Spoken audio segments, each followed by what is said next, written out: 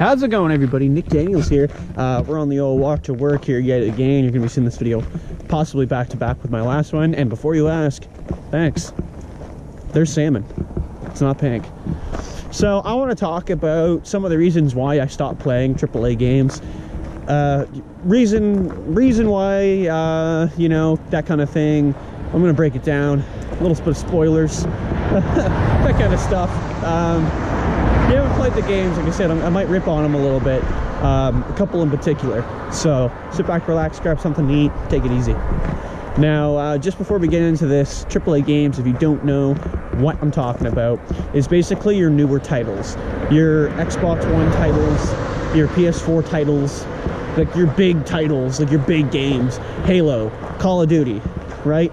Big games. Well, Halo not as much, but you get the idea. Okay, big games. Star Wars Battlefront, big games.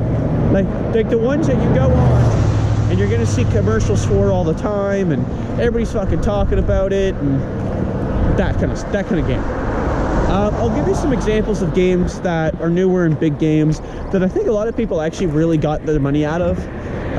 GTA 5, absolutely one of the bigger anticipated ones. I remember playing that like the first day. I think multiplayer dropped because I don't think it came out right away with multiplayer, if I remember correctly, but it might have. But I remember the first time I tried multiplayer in that game, we must have sat there for hours and hours and hours, and I don't even know if I got one game in. And I think it was just trying to like either like enter the game, where then you would load into the map, and like obviously everybody would run you over and stuff, and it was really fun, a lot of fun. So my only problem with GTA 5 though is that you have to have buddies to have a lot of fun. Like you'd have to play with people. So if you didn't have a bunch of people playing with you, you were kind of boned, unfortunately. Fallout, I play Fallout still. I find that was definitely one of the games that I got my money out of. That was in the Xbox One category, newer title. Of course, that's a couple years old now. And Star Wars Battlefront is kind of one of the ones where I started to lose my interest a little bit. So I'm going to break that down and why. Call of Duty is the same idea. Actually, there was a really good one, was Gears of War Judgment for the Xbox 360. We're going to talk about Xbox 360, PS3 as well. But yeah, Gears of War Judgment was a good one because when it debuted, for multiplayer, they actually only had 2 multiplayer maps. I think it was 2 or 3. 3. Yeah, it was 3. So you would literally just play the same 3 maps over and over until they finally started getting more. And the problem with it is I think they had a couple free, and the rest were all in the season pass and the DLC, right? So you can already figure that, especially the prices of games now, you're already paying like $90 for this title, right? This game. And then you're paying another $60 because they need you to buy a season pass. And it's absolutely ridiculous that, you know, the content that should already be on the game, you are now paying for, right? Like, people should be realizing that, like, it's working, right? I don't want to admit that, but it's working. That's why I'm not playing these games, because it's working. Here's an example too. If you wanted a YouTube channel to die, if you did not want people to watch this motherfucker anymore, right? And you're like, you know what, I'm done with this kid, right? If you go to every one of his videos and dislike it, you're still going to his video and you're still rating it, okay? Negatively or positively. But if you say, I'm not even just gonna watch him in general, and you just never go to the channel, right? He gets nothing. It's the same idea. If you don't like the games, just stop buying them. The numbers will reflect, right? They're gonna see people. You will be surprised. More and more people have stepped up and just not bought these games. The numbers reflect, right? And I think one of the biggest things is the pre-orders too. Once they get so many pre-orders, they think they did something right. The problem with it though is that these titles have, a lot of them anyway, have built up this base that they're automatically going to be good because it's in this type, this genre, you know, or they've already like built up Call of Duty. So for example, the newer Call of Duty probably is good because all the other Call of Duties are decent. Well, I can tell you a couple that I've talked to people and they do not agree on. Call of Duty Ghosts was one that I kind of liked, actually, but I found a lot of people hated it. Personal opinions, right? I liked it, but I kind of see where they came from. They definitely took a different style with Ghosts, and yeah, definitely some people did not like that one. Advanced Warfare, I kind of agree with everybody on that one. I was vastly, disappointed. Unbelievable. Then we got fucking what's it called, Infinity War. That was shit, let's be honest. You know, I played a couple games of that, and I think that was all I had of that game. The only reason I bought that was for the remastered Call of Duty, which we'll get into, by the way. But it was, yeah, for the remastered Call of Duty. And then I also played the zombies on Infinity War, and the zombies weren't horrible. It was fun. Yeah, definitely, I said definitely not Black Ops Zombies, but fun. Black Ops 3 I actually liked. At first I thought it was kind of ridiculous. I will admit that, because of the wall running. But I will say that their zombies was like really clean. They really polished that up. And the multiplayer was nice after playing for a while. Like, it was really fluid. And I have to say, I didn't mind it. The problem with those games though as well, like, and it's clear, especially like it's again in the remastered Call of Duty, is that they have those stupid fucking weapon crates, loot boxes, whatever you want to call them. And that's been something for a while that they know that was gonna work, because people want to play these games, right? And they do it. They do it brilliantly. Okay, so they say, listen, you play a game of Halo 5. This is a good example, by the way. You play a game of Halo 5. You get so much points, right? And then after that, you can open up a gold pack, right? And we'll give you some shit, right? Some armor, right? A weapon, whatever. Okay, right? That's cool. So you got this new helmet, a couple people are wearing it, you feel like a fucking savage, okay? Halo 3 had a Lone Wolves playlist. Lone Wolves is ranked, okay? Ranked free-for-all. So you couldn't party up with people. You had to go in by yourself with no one in your group and just hope maybe you got your buddy or something on the opposing side. But I'm saying that because you could go into social, you could go free-for-all and literally just invite 8 people, right? 8 people could go all in and online, and you could all have mics and talk to each other and know each other. This you couldn't. And the problem with Lone Wolves that I bring this up for is there was a way that you had to get an overkill, which is 4 kills consecutively, and you would get a helmet, right? And as far as I'm aware, it was the only way to obtain this helmet. My buddy was trying for fucking like days, okay? And he got it. He was proud of that. You can get this fucking thing in Halo 5. What?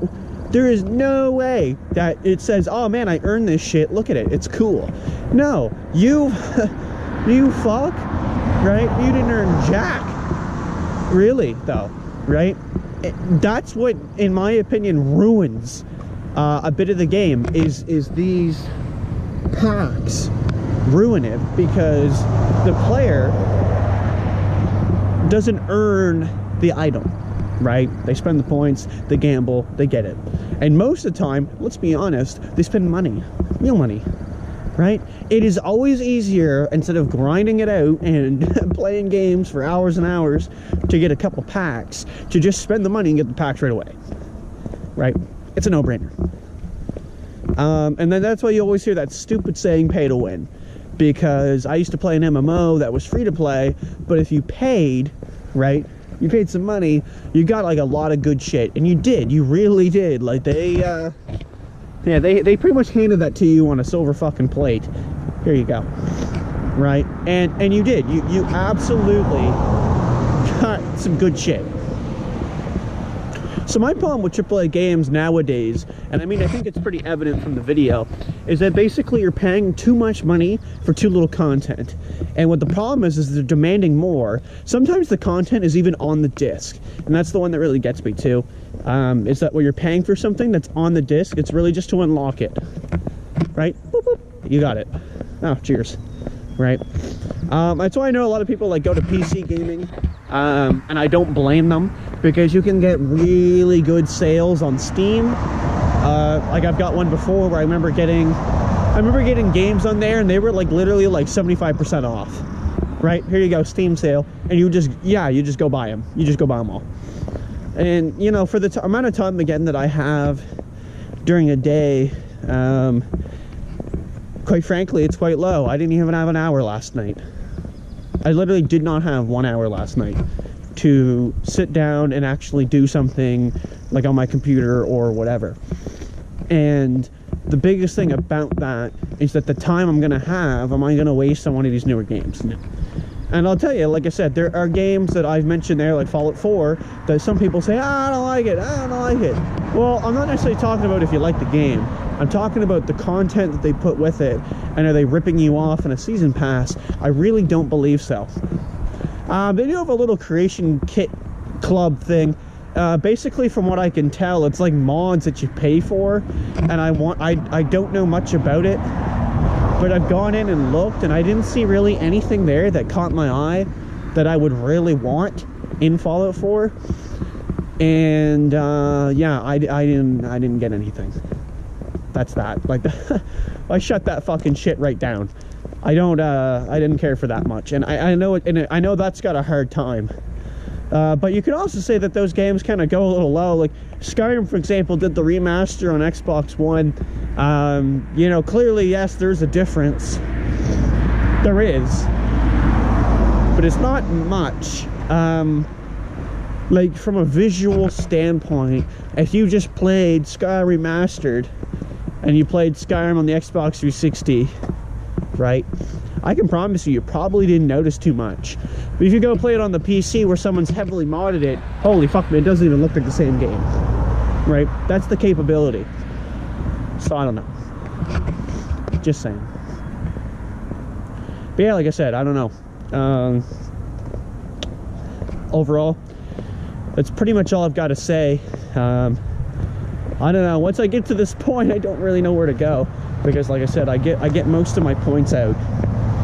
And then we just start running dry here. Look at this.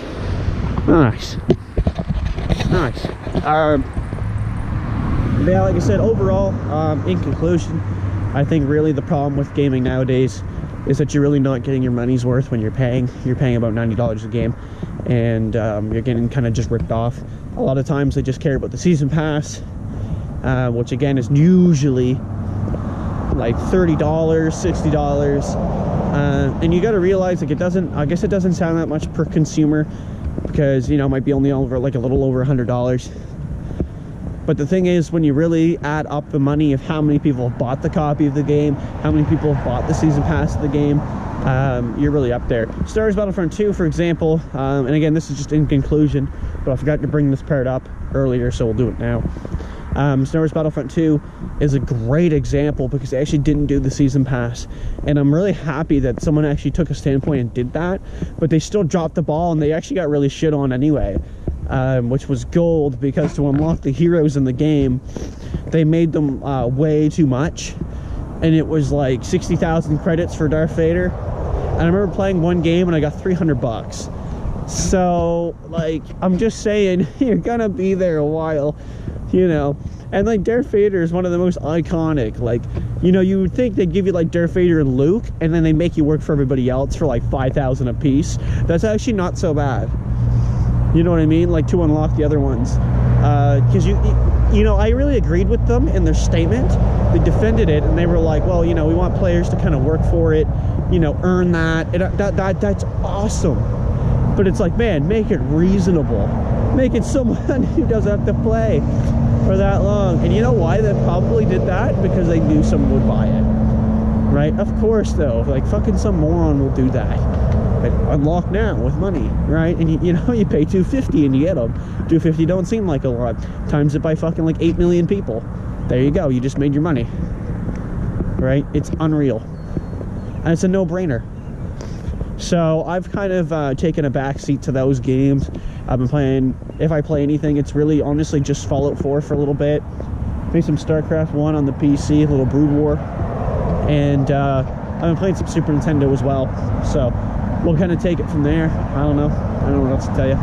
So thank you so much for watching, everybody. That's going to be this video. We're hitting the 15-minute mark. I'm quite surprised, and I might just keep this one as a raw upload.